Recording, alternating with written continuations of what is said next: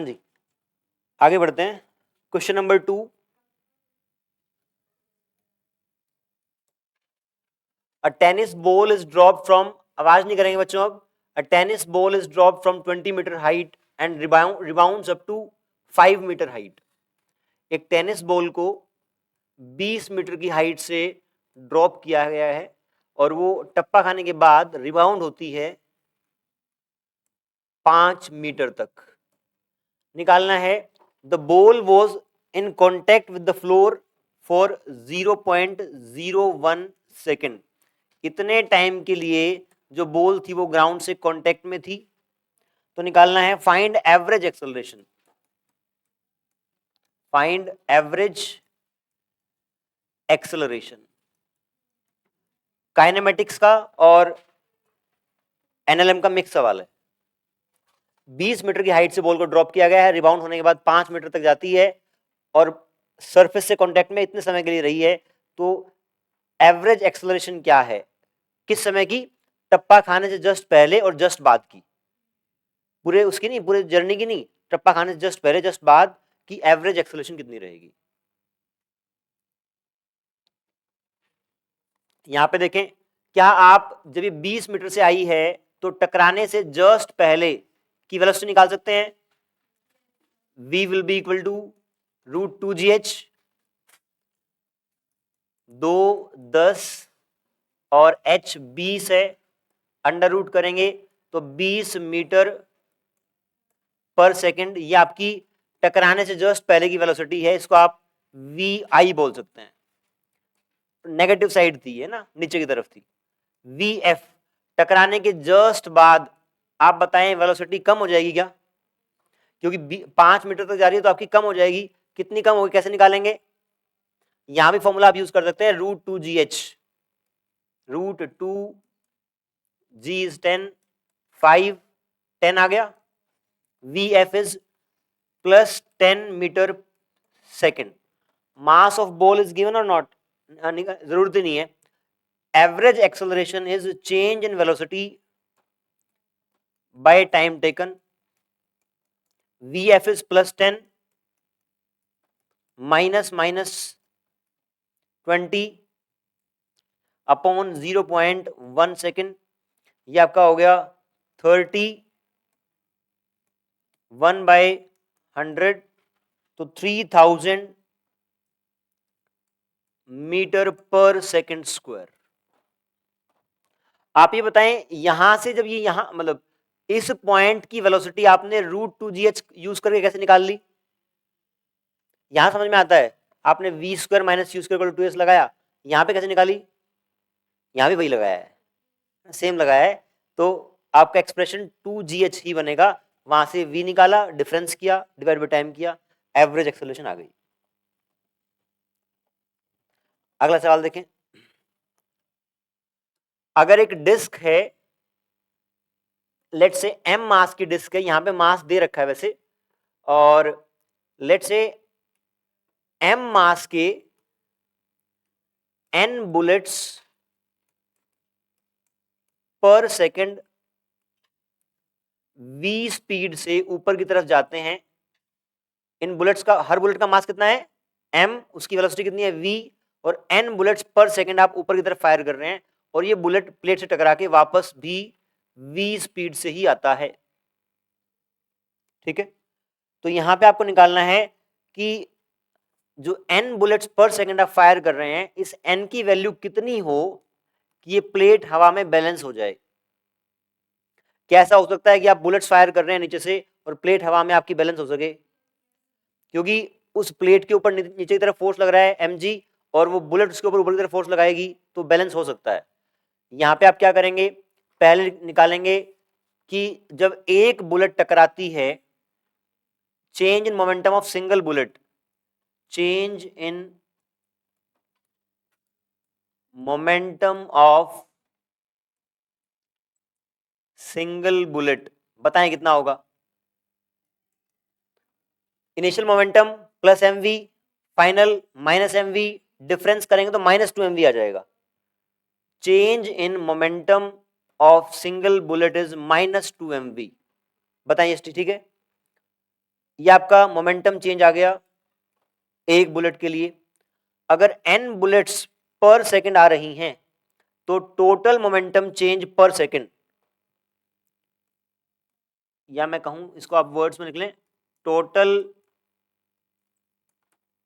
Momentum change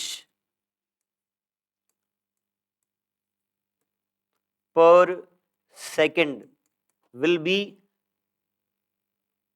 n into delta P. Delta P क्या था? एक बुलेट का मोमेंटम चेंज, और यहां पे n बुलेट्स पर सेकंड फायर की जा रही हैं, तो इतना मोमेंटम चेंज होगा पर सेकंड। वैल्यू पुट कर दो आप, -2 mnv। This is total momentum change per second. Momentum change per second is nothing but force, तो आपका फोर्स हो गया F is equals to -2 mnv। ये वो वाला फोर्स है जो प्लेट ने बुलेट्स पे लगाया, नेगेटिव साइन आया इसका, हमें बैलेंस करनी है ये वाली। तो जितना प्लेट ने बुलेट्स पे लगाया उतना ही बुलेट भी प्लेट पे लगाएंगी। ये वाला फोर्स ऊपर की तरफ लगेगा प्लेट के ऊपर, तो ये वाला फोर्स ऊपर की तरफ लगा 2 mnv प्लेट के ऊपर, और नीचे उसका खुद का mg, बराबर कर देंगे 2 mnv equal to mg, n is equals to mg by 2mv। Number of bullets fired per second आपको निकल आएगा। यहां पे जो सवाल दे रखा है उसमें v निकालना था, है ना। कुल मिला के मैंने जनरल वैल्यूज में निकाल दिया है। अगर n दे रखा हो तो आप फिर v यहां ले आए, आ जाएगा v भी, ठीक है ना।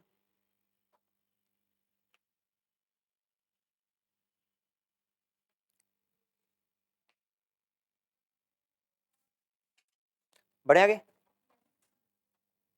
नेक्स्ट, अगला आपका रॉकेट प्रोपोर्शन, रॉकेट का सवाल बता रखा है कि v रिलेटिव इज 2 किलोमीटर पर second, mass of rocket is 1000 kg, find rate of fuel consumption. Find rate of fuel consumption, it means आपको dm बाय dt निकालना है, और such that rocket rises with an acceleration 4.9 metre पर second square. आपका rocket, एक minute, आपका rocket इस acceleration से ऊपर की तरफ जा रहा है, उसका मास उस मोमेंट पे इतना है, relative velocity of exhaust gases is this, rate of fuel consumption निकालना है आपको, बताएं।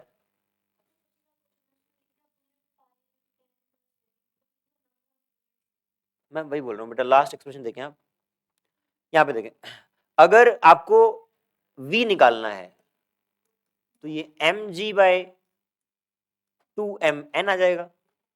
इस सवाल में v निकालना था तो आप उस साइड ले जाएंगे उसको, अब निकल आएगा। मैंने जनरल वैल्यूज पुट करके एक्सप्रेशन बना दिया।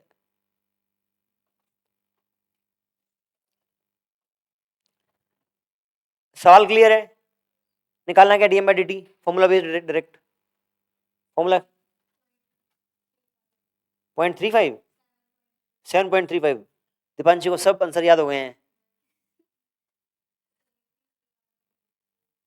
ठीक है। फॉर्मूला आपका जनरल है, क्या था? v relative dm by dt minus mg is equals to m a given है, m गिवन है, v रिलेटिव गिवन है, mg सब गिवन है, dm बाय dt निकालना है, पुट करेंगे, आंसर इसका आता है 7.35 kg पर सेकेंड। बस ध्यान यहाँ पे ये रखना कि ये जो वैल्यू है इसको आप 2000 मीटर पर सेकेंड पुट करोगे, क्योंकि बाकी सारी यूनिट्स एसआई यूनिट्स में है, ठीक है। आगे बढ़ते हैं, फॉर्मूला बेस्ड डायरेक्टली है। अगला सवाल, एक रॉकेट का मास m इक्वल टू 120 kg है, ग्रेविटी फ्री स्पेस में मूव कर रहा है, ये ध्यान रखना, ग्रेविटी फ्री स्पेस में, और v relative is given as 600 metre per second, और जो फ्यूल कंजम्पशन है dm/dt it is given as 1 kg per second. आपको निकालनी है find initial acceleration. Initial acceleration कितनी होगी ये निकालनी है। आंसर इसका 5 आ जाएगा। mg वाला पार्ट कट जाएगा लास्ट एक्सप्रेशन में, बस m a equal to v relative into dm/dt आ जाएगा। ग्रेविटी फ्री स्पेस है तो mg आपका पार्ट 0 हो जाएगा। आंसर इसका 5 मीटर पर सेकंड स्क्वायर है। क्वेश्चन नंबर 6 देख लें। यहां पे गिवन है कि what will be apparent weight of 50 kg person in a lift.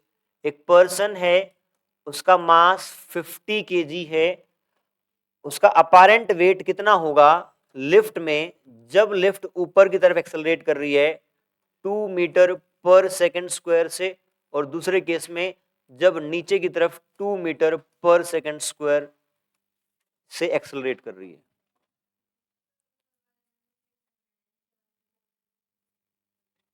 Wait ही पूछा है क्या? What will be apparent weight, हाँ वेट पूछा है तो फिर आप mg के फॉर्म में लिखेंगे उसको।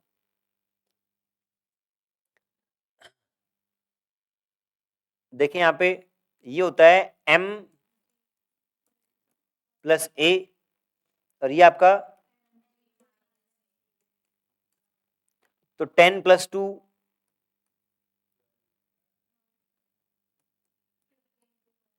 12 पंजे 60, 600 न्यूटन आपका अपैरेंट वेट रहेगा। पर कई बार ऑप्शन में अपैरेंट वेट तो मेंशन कर दिया जाएगा और 60 kg दे सकता है। अगर सारे ऑप्शन kg में हो तो आप अकॉर्डिंगली फिर उसको देख लेंगे। 600 यहाँ पे 50 इंटू 10 माइनस 2 8, 400 न्यूटन ये आपका अपैरेंट वेट आ जाएगा। डायरेक्ट फॉर्मूला पुट आपको करना है, और साथ में फील भी आनी चाहिए कि ऊपर एक्सेलरेट करती है लिफ्ट तो पैरों पे जोर ज्यादा पड़ता है, एन बढ़ जाता है, इसलिए आपका अपैरेंट वेट भी बढ़ गया है। अगला सवाल, ये बढ़िया सवाल है। Question number 7, a balloon of mass m, एक बलून है m मास का जो कि नीचे की तरफ आ रहा है विद एक्सेलरेशन g/3। फिर अगला पार्ट बोल रहा है अगर इसमें से कोई m मास रिलीज कर दिया जाए या निकाल दिया जाए, उसके बाद यही बलून ऊपर की तरफ एक्सेलरेट करना शुरू कर देता है g/3 से। तो ये बोल रहा है कि ये मास जो निकाला है इसमें से वो कितना रहा होगा। सवाल दोबारा रिपीट कर रहा हूं, एक बलून है, उसका मास जब m है तो वो नीचे की तरफ एक्सेलरेट कर रहा है g/3 से, और जब उसमें से एक m मास निकाल दिया गया है तो ऊपर की तरफ एक्सेलरेट करने लग गया g/3 से। तो ये बोल रहा है कि m कितना होगा। अगर कोई चीज फ्री फॉल करती है तो उसकी ग्रेविटी नीचे एक्सेलरेशन g होती है, यहाँ पे g/3 है, तो इस बात का मतलब क्या हुआ, फ्री फॉल नहीं है, इसका मतलब एक mg फोर्स लग रहा है और कोई फोर्स ऊपर भी लग रहा होगा।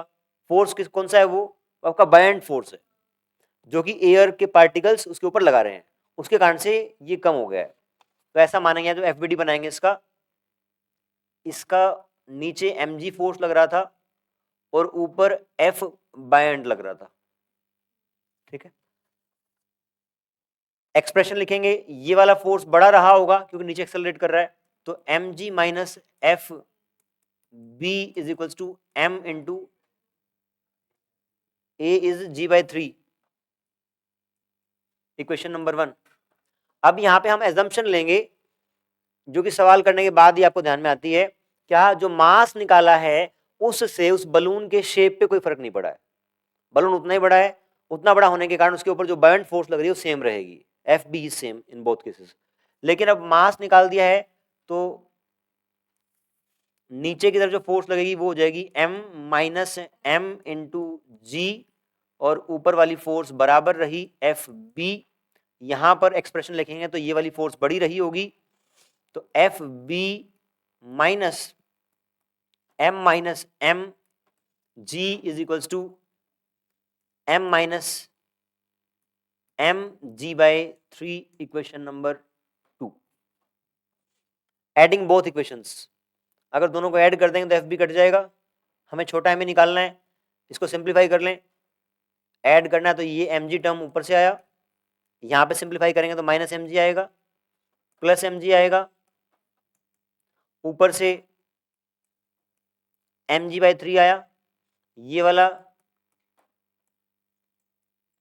एम जी बाई 3 आ गया, और minus small m g by 3 आ गया। जी सब जगह कट कर दें, यहाँ पे m और m बराबर है तो ये पूरा कट हो गया, इधर m बच गया, उधर एक m और है, वो 2m इस साइड आ जाएगा, 2m इज 2m बाय 3, 2 से 2 कट जाएगा, तो मास जो आपने निकाला है उसमें से वो है m by 3। Answer is m by 2। क्या करें?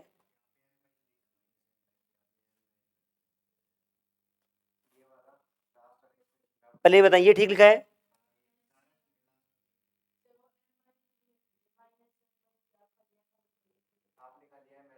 अच्छा अच्छा, एक मिनट रुक जाओ यार, एक जना बोलो, ये ठीक है यहां तक? हम्म,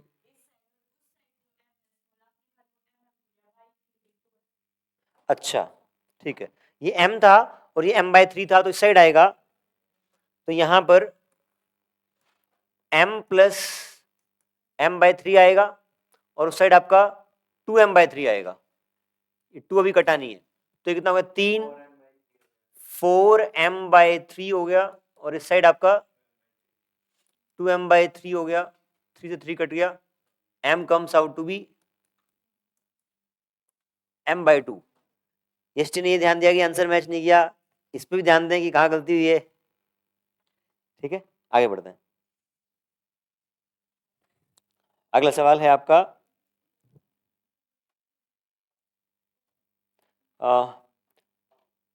ये बढ़िया सवाल है।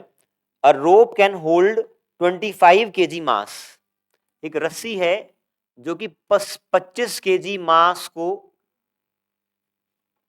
25 kg मास को होल्ड कर सकती है। अब बोला गया है अ मंकी इज क्लाइंबिंग, इस सेम रस्सी के ऊपर एक मंकी क्लाइंब करेगा और इसका मास है 20 kg, तो ये कितनी मैक्सिमम एक्सेलरेशन से ऊपर जाए कि रस्सी ना टूटे? सवाल रिपीट कर रहा हूं, इस रस्सी पे मैक्सिमम 25 kg वेट रख सकता है। अगर एक बंदर 20 kg का ऊपर की तरफ एक्सेलरेट कर रहा है तो मैक्सिमम कितनी एक्सेलरेशन से एक्सेलरेट करेगी रस्सी ना टूटे? तो पहली बात, यहां से क्या पता लग गया, इस रस्सी के अंदर जो टेंशन मैक्सिमम बन सकती है वो T equal to m g, 250 newton tension इस रस्सी के अंदर ये वो कर सकता है, बर्दाश्त कर सकता है, उसके बाद रस्सी टूट जाएगी। अब ये बताएं, इसका मतलब रस्सी कुछ तो नाजुक है। अगर कोई नाजुक रस्सी है, आप उसके ऊपर तेज चढ़ोगे या आराम आराम से? आराम आराम से। तेज चढ़ने में क्या होगा, अगर आप फास्ट जा रहे हैं तो आपकी एक्सेलरेशन ज्यादा होगी, अगर आपकी एक्सेलरेशन ज्यादा है तो आपके ऊपर फोर्स ज्यादा लगा होगा, तो फोर्स किसने ज्यादा लगाया होगा? टेंशन ने। आप जब एक्सेलरेट तेज करेंगे तो आपके ऊपर लगने वाली फोर्स बढ़ जाएगी, और वो फोर्स किसने लगाई है? रस्सी ने। रस्सी की फोर्स क्या है? टेंशन फोर्स है, तो टूट जाएगी, तो आराम से चलना पड़ेगा। तो आप मान लो कि जो ये मैक्सिमम चल सकता है उसको ए मैक्स मान लिया। ठीक है, अब एफबीटी बनाते हैं इस बंदर का। बंदर टेंशन, टेंशन मैक्सिमम पुट कर दूं, मैक्सिमम टेंशन पुट कर दी, नीचे जो फोर्स लगेगा वो 200 किसका? m इंटू जी करके, और ऊपर एक्सेलरेट कर रहा है ए मैक्स से। इक्वेशन लगाएं, 250 minus 200, 50 mass into acceleration 20 into a max, a max is 2.5 metre per second square. सवाल की फील भी आनी चाहिए, सिर्फ याद तरीका याद हो गया तो उससे काम नहीं बनेगा। हाँ, समझ में आना चाहिए कि ऐसे क्यों किया, क्योंकि हम एफबीडी किसका बना रहे हैं, मंकी का। मंकी का मास कितना है 20, तो नेट फोर्स कितना हो गया 50 ऊपर, ये नेट फोर्स है, और वो 20 20 इंटू ए फोर्स के बराबर है में।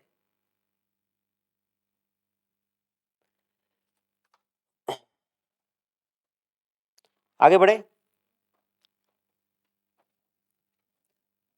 क्वेश्चन नंबर 10 करते हैं, 9 छोड़ रहे हैं। Question number 10, 10 coins each of mass m are put on top of each other। 10 coin है, 1 2 3 4 5 6 7 8 9 और 10। What is the force on 7th coin from bottom? 1 2 3 4 5 6 7। नीचे से 7वें कॉइन पर क्या निकालना है? What is the force on the 7th coin from bottom due to all the coins on its top? जो आपके ऊपर वाले हैं ये, इनका नेट फोर्स कितना लगेगा इस 7वें पे, इसके ऊपर पूछा है। 3mg कैसे पता लगा? देखो, अगर मैं इसका एफबीडी बनाऊं, सुनेंगे ध्यान से एक बार, इसका एफबीडी बनाऊं तो इसके एफबीडी में नीचे कितना फोर्स लग रहा है? अगर सिंगल बॉडी मान लिया उसको, तो इस 3mg को बैलेंस कौन कर रहा है? इस सरफेस का नॉर्मल रिएक्शन, तो that normal reaction will be 3mg।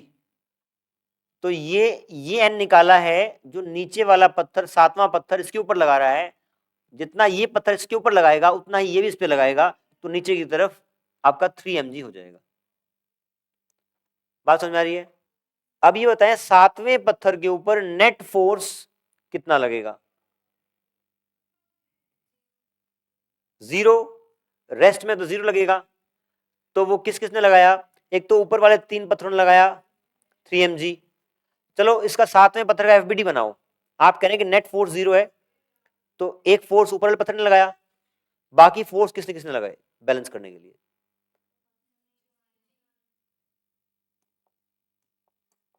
ये आपका 7वां पत्थर है, ऊपर से फोर्स लगा नीचे की तरफ 3mg। और बताएं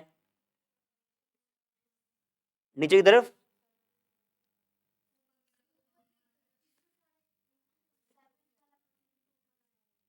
7, ये वाला पत्थर किस पे लगा रहा होगा?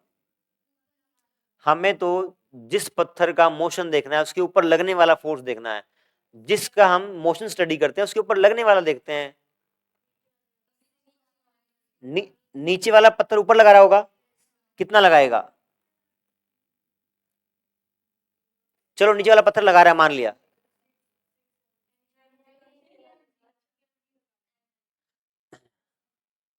पहले चलो नीचे वाले पत्थर की एरो मैंने बना दी है, क्या इन दोनों फोर्सेस के अलावा कोई और फोर्स लगेगा? अबे वेट का फोर्स, सबसे बेसिक फोर्स mg, इसका खुद का फोर्स तो mg लगेगा ही ना। ये m मास का है, ग्रेविटी खींचेगी तो mg एक ये लगा, ऊपर वाले पत्थरों ने लगाया। क्या नीचे वाले पत्थर अब लगाएंगे, कितना लगाएंगे? 4mg। बैलेंस करना है ना, तो 4mg लगाएंगे। क्या करें नीचे?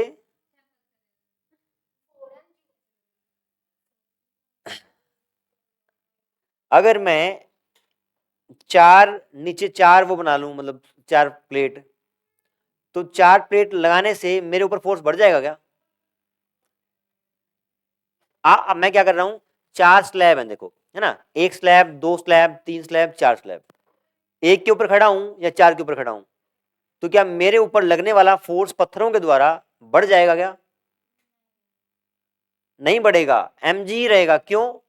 क्योंकि मेरे ऊपर एक तो अर्थ लगाएगी नीचे की तरफ mg, उस पत्थर का काम है उसको बैलेंस करना, तो mg लगाएगा, चाहे 4 पत्थर हो चाहे 20 पत्थर हो। ठीक है, बात समझ में आई? नहीं आई?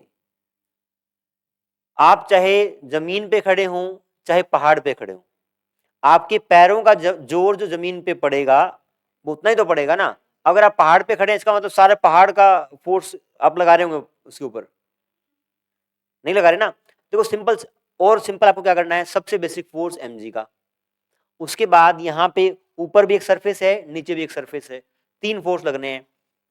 ये नॉर्मल रिएक्शन ऊपर वालों का, ये नीचे वाले का, और ये किसका, वो वेट का।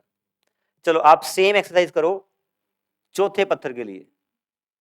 चौथे पत्थर पे भी नेट फोर्स 0 लग रहा होगा, बट वो किसने लगाया, ड्रॉ करके देखें।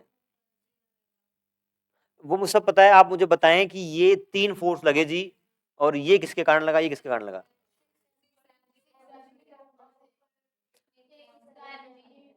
आराध्या बताएगी ऊपर से कितना लगा, 6 mg एक फोर्स हो गया, और नीचे mg खुद का इसका। बहुत बढ़िया।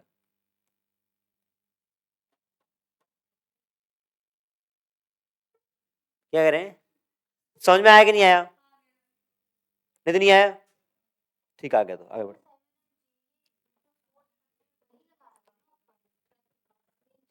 जब हम फोर्थ की बात करते हैं तो वो कितना लगा रहा है इसकी चिंता नहीं करनी, उसके ऊपर कौन कौन लगा रहा है चिंता करनी है। नीचे वाले पत्थर 7 लगाएंगे ना, आगे बढ़े। ठीक, देखो आंसर इंपॉर्टेंट नहीं होता ऐसे सवाल में, answer is not important, process is important.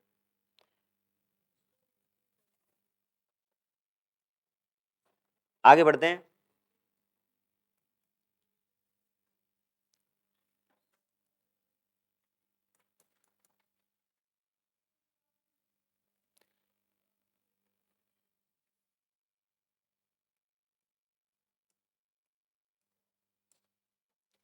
ये रस्सी है और इसके इस एंड पर एक फोर्स ऐसे लगा रखा है 50 न्यूटन का। ये लेंथ रस्सी की 1 मीटर है, ये लेंथ भी रस्सी की 1 मीटर है, 6 kg का फोर्स है, और इसमें आप निकालें इक्विलिब्रियम पोजीशन पर ये एंगल कितना होगा, एट इक्विलिब्रियम पोजीशन ये एंगल कितना होगा। रस्सी कौन सी है, ये रस्सी है और ये रस्सी है, ये तो आपने फोर्स लगा रखा है वो दिखा रखा है, ठीक है। अगर इक्विलिब्रियम रहेगा तो यहां वाले पॉइंट के ऊपर आप नेट फोर्स 0 कर दो। इस पॉइंट के ऊपर कौन से फोर्स लगेंगे, एक इस साइड, एक इस साइड और एक इस साइड, ठीक है। पहले इस रस्सी में टेंशन देख लेते हैं, उसके लिए इसका एफबीडी बना लो। इसके ऊपर नीचे 60 न्यूटन, ऊपर 60 न्यूटन, तो यहां भी 60 न्यूटन लगेगा। यहां मान लें टेंशन टी, इसकी कंपोनेंट ब्रेक कर लो और बराबर कर दो उनकी, क्योंकि ये पॉइंट इक्विलिब्रियम में है। T cos theta is equals to 60, 50 divide करेंगे तो ये आपका tan थीटा इक्वल टू 5/6 और theta equal to tan inverse 5/6।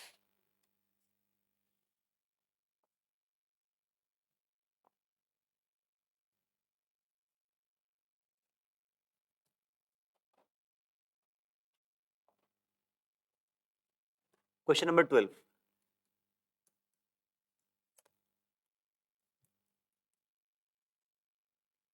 एक स्फीयर है, उसको ऐसे एक रस्सी से टांग रखा है। अब स्फीयर के सेंटर में रस्सी कैसे गई होगी, एक बोल है उसको टांग रखा है ऐसे दीवार पे, तो कैसे गई उसकी चिंता नहीं करनी, गई हुई है बस ये समझना है। उसके अंदर हम मान सकते हैं कि होल ऐसे बहुत बारीक सा होल किया गया है और वो सेंटर में जाके बंधा हुआ है धागा, ठीक है। ऐसा है तो ये एंगल थीटा है, ये टेंशन फोर्स टी है, नीचे आपका वेट का जो फोर्स है वो डब्ल्यू है। क्या ये दीवार भी इसके ऊपर फोर्स लगाएगी, लगाएगी, उसको बोलेंगे नॉर्मल रिएक्शन। ये स्फीयर अब आपका इक्विलिब्रियम में है। आपको 4 ऑप्शंस गिवन हैं, उसमें से बताना आपको कौन सा सही है। Option A is given as, multiple correct भी हो सकते हैं, r plus T plus w is equals to 0। Second, T square equal to R square plus w square, c equal to R, t equal to R plus w, r equal to w tan theta. Find out correct options.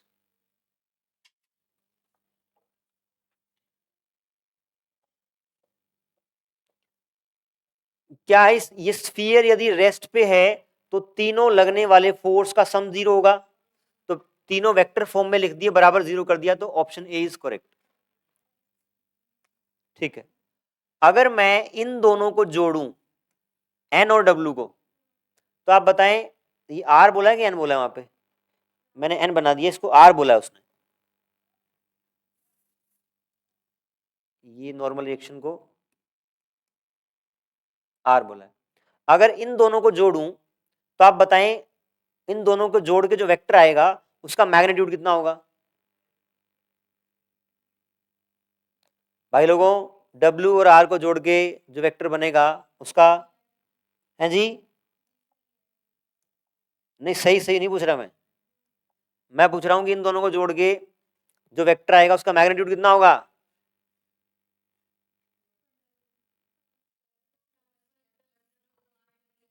Perfect. नहीं, कोस को theta कहां पहुंच गई? 0 कर देंगे। हाँ, जो 90 degree है, तो आप इन दोनों का रिजल्टेंट जो आएगा वो यहां आएगा, और ये रहेगा आपका R square plus W square का अंडर रूट। यहां पे इस फिगर में ये डैश लाइन इसके अपोजिट नहीं आई, वैसे आनी चाहिए। क्यों? क्योंकि तीनों वेक्टर्स को ऐड करके 0 आना है। अगर मैंने 2 वेक्टर्स को ऐड कर दिया तो एक वेक्टर बना, वो उसके अपोजिट और बराबर मैग्नीट्यूड का होना चाहिए। तो ये इसके अपोजिट में दिखना चाहिए था। थोड़ा सा ग्राफ, ये डायग्राम थोड़ा सा हल्का सा गड़बड़ है। तो क्या मैं इसको, इसके मैग्नीट्यूड को इसके बराबर कर दूं, तो आपका T square R square plus W square, equation number 2 भी सही है। सी, क्या T equal to R plus W होगा? नहीं होगा, क्योंकि वेक्टर करके ऐड करना है आपको, उनका मैग्नीट्यूड का सम बराबर नहीं होगा। ठीक है, ये गलत है। लास्ट वाला चेक करें।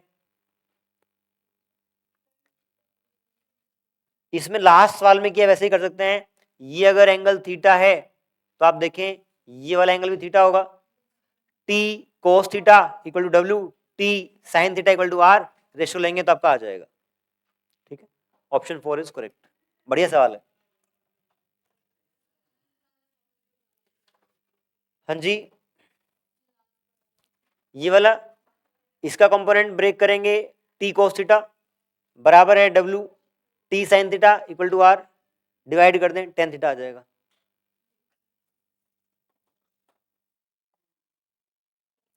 हाँ जी, क्वेश्चन नंबर 13। एक इंक्लाइन प्लेन है, स्मूथ है, स्मूथ इंक्लाइन प्लेन पे एक एम मास के ब्लॉक को रिलीज कर दिया गया। अगर ये वेज जो है स्टेशनरी है तो एम ब्लॉक डेफिनेटली नीचे आएगा।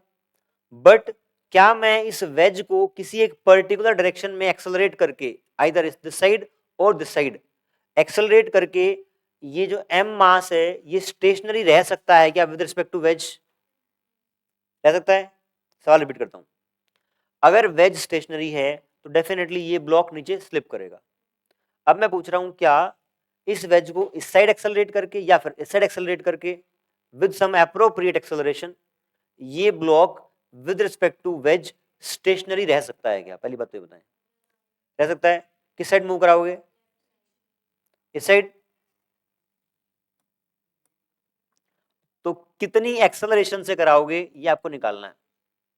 ये सबने पहले किया हुआ इसलिए बता पा रहे हैं या अभी पहली बार सुना है सवाल? पहले कर रखा आपने, नहीं कर रखा? हाँ आपने, दोबारा बता देता हूँ।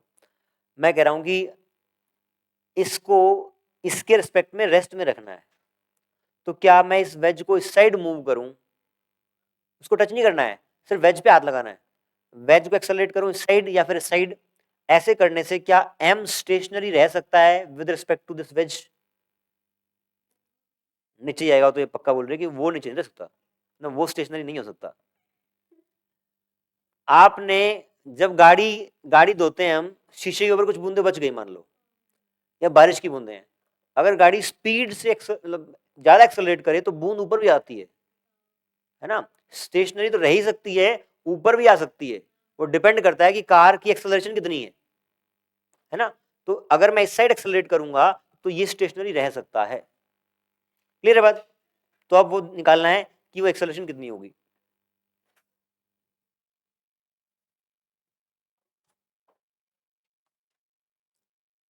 हिंट ये है कि जो ऑब्जर्वर इस वेज के फ्रेम में होगा, सुनेंगे ध्यान से, जो ऑब्जर्वर इस वेज के फ्रेम में होगा, क्या वो नॉन इनर्शियल ऑब्जर्वर है? अगर जो ऑब्जर्वर है वो वेज के ऊपर बैठ गया और वेज एक्सेलरेट कर रहा है तो वो नॉन इनर्शियल फ्रेम हो गया। ये बोल रहा है कि भाई साहब इसके ऊपर नेट फोर्स 0 है, क्योंकि इसको मूव होता हुआ नहीं दिख रहा, और अगर ये नॉन इनर्शियल फ्रेम में है, इसको मूव होता हुआ नहीं दिख रहा, तो इसके ऊपर जो एक्चुअल फोर्स लग रहे हैं वो तो लगेंगे ही, एक सूडो फोर्स और लगाना पड़ेगा टू एक्सप्लेन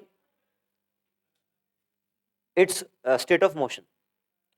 तो एक्चुअल फोर्स प्लस आपका सूडो फोर्स लगाएं इसके ऊपर, इसके ऊपर एक फोर्स तो लगेगा नीचे mg, एक नॉर्मल रिएक्शन लगेगा और एक सूडो फोर्स।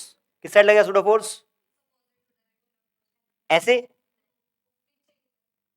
पीछे की तरफ ऐसे लगेगा। एक्सेलरेशन की डायरेक्शन के उल्टा लगता है और एम में होता है। अब इससे अगला पार्ट कैसे करेंगे? अगले पार्ट में मैंने कह रखा है आपको, जब भी इंक्लाइंड प्लेन का सवाल आया आप 4 लाइन ड्रॉ करेंगे, एंगल ड्रॉ करेंगे। ये एंगल आपका लेट्स से थीटा है, थीटा थीटा थीटा थीटा।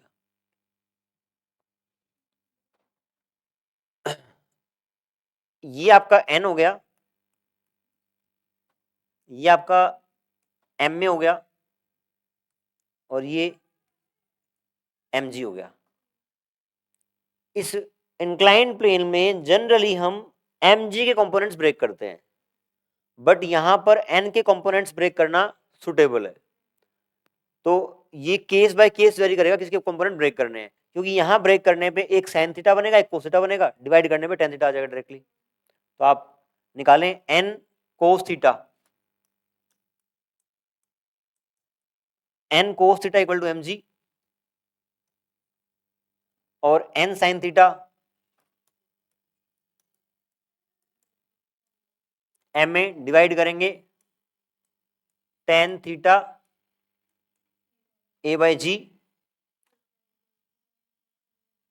निकालना क्या था हमें? ए निकालना था, तो a is g tan theta. ऐसा एक्सप्रेशन किसी और सवाल में भी आया था क्या? किस में आया था बताएं? हाँ, सूडो फोर्स कार वाले केस में भी सेम आया था आपका, tan theta equal to a by जी।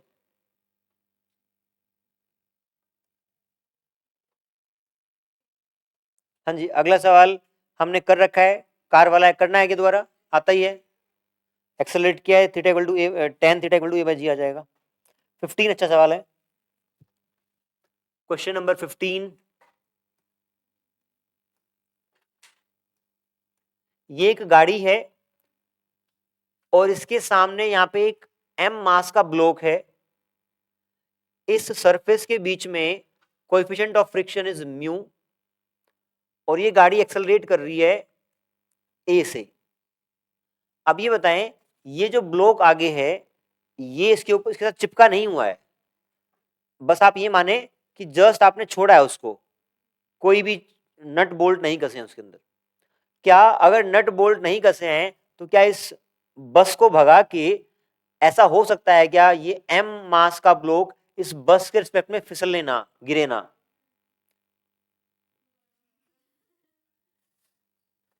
ये जो m मास का ब्लॉक है, इसको आपने इसके साथ अटैच किसी भी तरीके से नहीं किया है, नट बोल्ट नहीं कसे हैं, है ना, नट बोल्ट नहीं कसे हैं, जस्ट उसके साथ ऐसे लगा के छोड़ा है और गाड़ी को भगाया है। तो क्या गाड़ी को भगाने से ऐसा संभव है कि वो ब्लॉक नीचे ना गिरे? पक्का? ये आपने उस टाइप से किया होगा, अगर फॉर एग्जांपल अगर मैं इसको शीट को किसी ने नहीं पकड़ रखा तो पक्का गिरेगा। आप ऐसा करें कि जो एक्सेलरेशन है, साइड में वो पकड़ेंगे ऐसे ना, ऐसे साइड गाड़ी यहाँ पे है और उसको छोड़ते गाड़ी भागेगी। करके दिखाते हैं, देख करके दिखाते हैं, करके दिखाते हैं। देखो, अगर ये मान लो ब्लॉक है, अगर मैं इसको ऐसे रखूं और छोड़ते ही, क्या यहाँ पे रुकेगा? नहीं रुकेगा। अगर मैं इसको यहां पे लगा के भागूं तो रुक जाएगा क्या? रुक जाएगा। ठीक है, ऐसा वहां भी हो सकता है,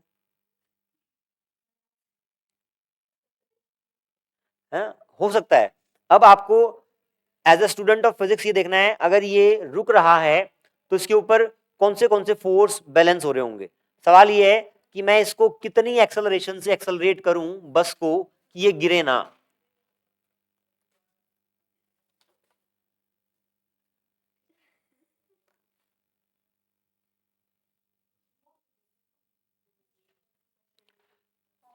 एक बार देखें, सब लोग देखें, पहले इस ब्लॉक के ऊपर लगने वाले फोर्सेस बताओ मुझे। सबसे पहला फोर्स mg, और बताएं कौन सा लगेगा? ऊपर फ्रिक्शन लगेगा। नॉर्मल कौन बोल रहा है? नॉर्मल नहीं लगेगा इसके ऊपर। कौन लगाएगा? हाँ, ये सरफेस लगाएगा, इधर लगाएगा। हाँ, अगर आपका ऑब्जर्वर यहां बैठा है तो एक सूडो फोर्स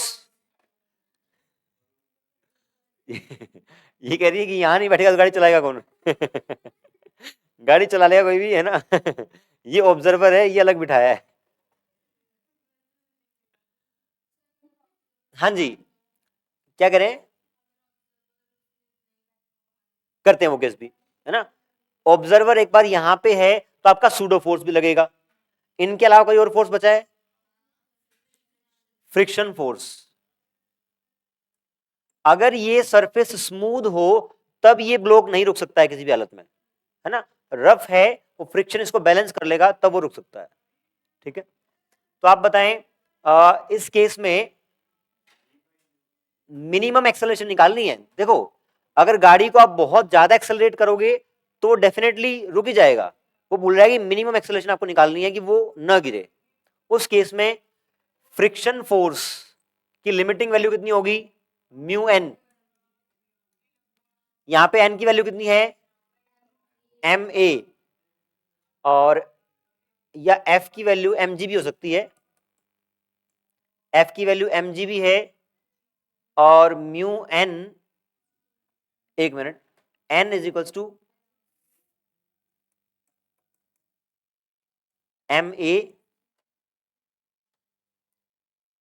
और friction is equals to mu N mu m a. M से एम कट जाएगा, ए निकालना है।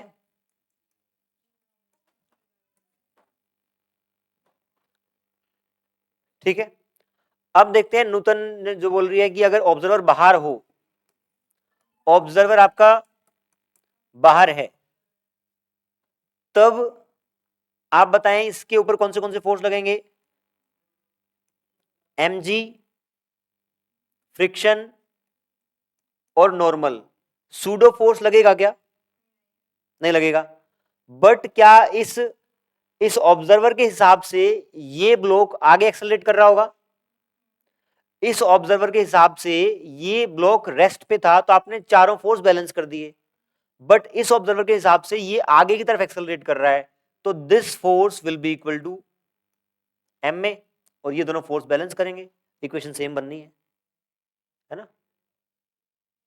नहीं बात बनी भूमि? देखो दोबारा देखते हैं। पहले आप ये बताएं, जो इनर्शियल फ्रेम वाला ऑब्जर्वर है उसके हिसाब से 3 ही फोर्स लगेंगे, बट उसके हिसाब से ये ब्लॉक आगे भी एक्सेलरेट कर रहा है, तो ये कहेगा कि ये वाला फोर्स इसको आगे एक्सेलरेट कर रहा है और ये वाले फोर्स बैलेंस हो रहे हैं। तो आप यहां पे this N will be equal to m में लिखेंगे, बट वहां पे आपने बोला था कि इसके हिसाब से ये रेस्ट पे है, तो वहां पे ऐसे फोर्स एन लगा, एक सूडो फोर्स लगा एम में, और वो फिर बैलेंस होंगे ये भी और ये भी। हालांकि इक्वेशन सेम बन रही है बट देखने का तरीका अलग अलग है। डन, बढ़िया सवाल था।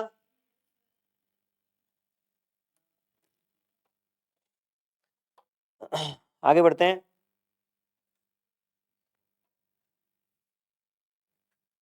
Question number 16।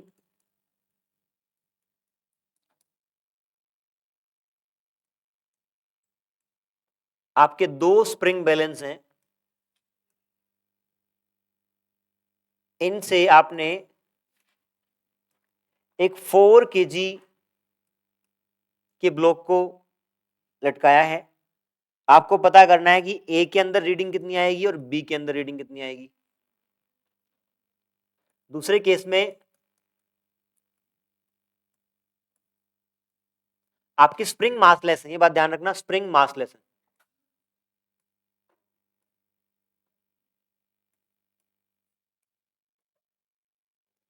यहां पे balance A balance B, weighing balance A B, A और बी में यहां रीडिंग कितनी आएगी और यहां कितनी रीडिंग आएगी? इन दोनों में सेम आएगी। किसमें?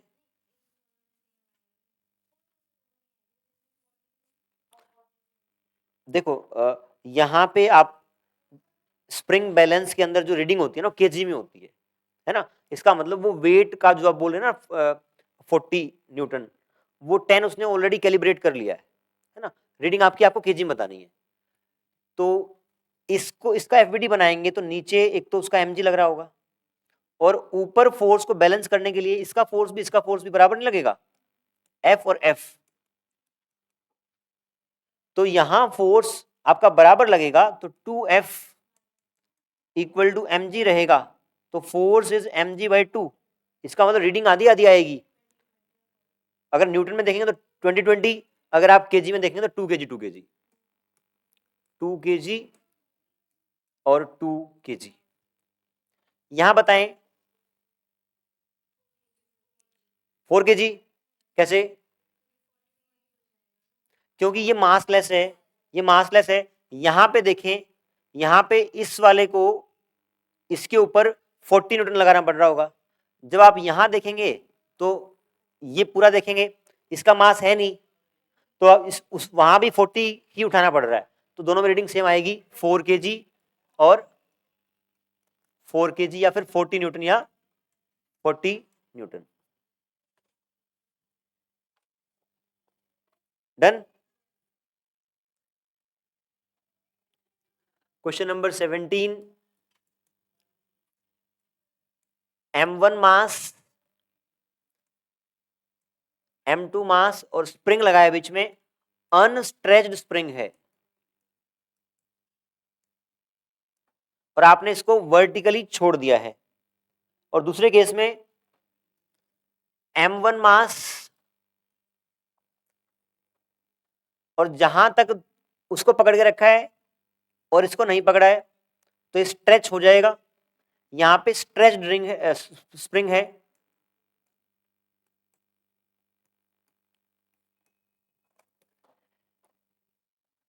सुनेंगे ध्यान से।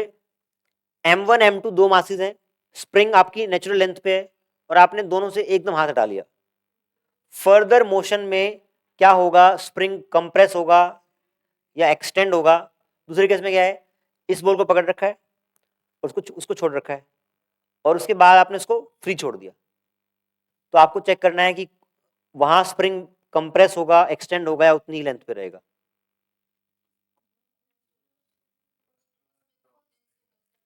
फर्स्ट वाला नॉर्मल रहेगा। कैसे?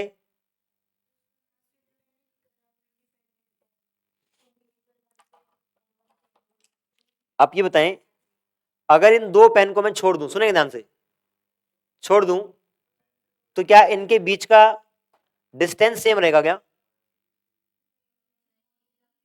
बढ़ेगा? देखते हैं, देखते हैं। अब ये बस इसमें ऐसा रहेगा कि ना ये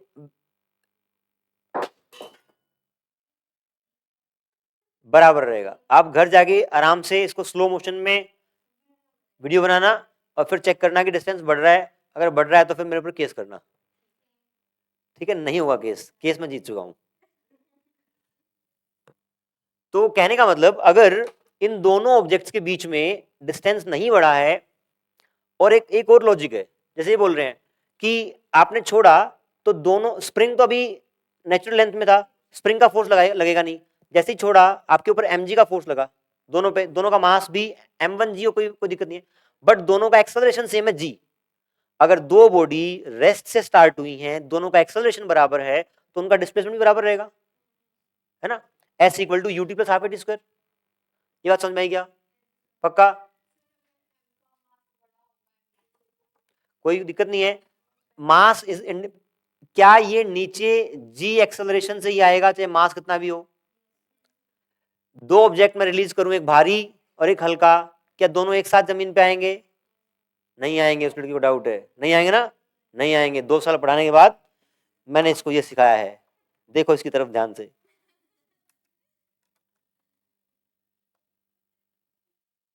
ये दोनों आपको चेक करना है कि एक साथ गिरे कि नहीं गिरे, इनका मास अलग अलग है क्या? मास लगभग सेम है, कोई भारी ले लेते हैं। क्या ले लें? फोन ले लें? इनका तेरे को उठा के पटकना पड़ेगा।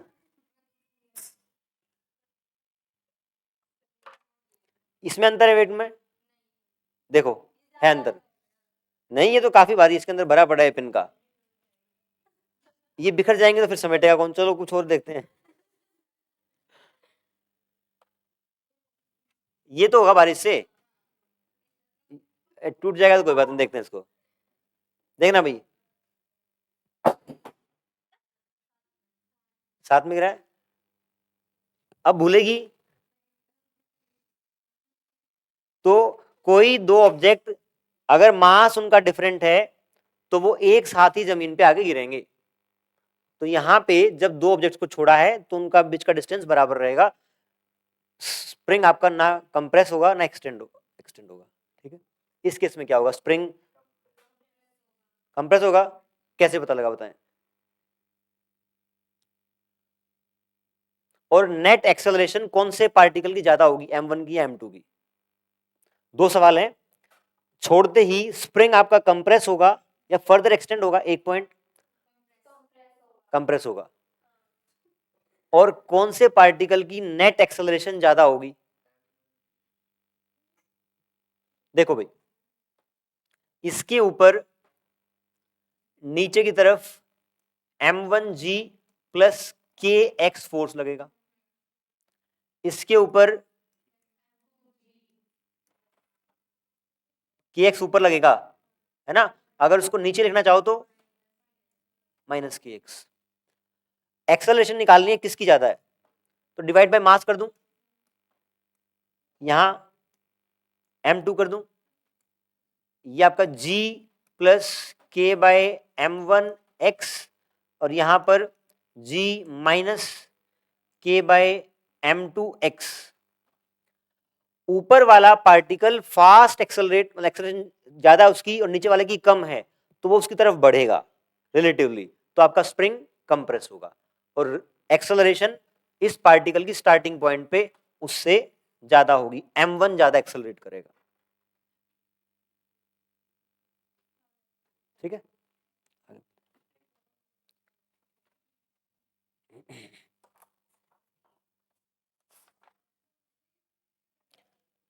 ठीक है, इतना ही करते हैं आज।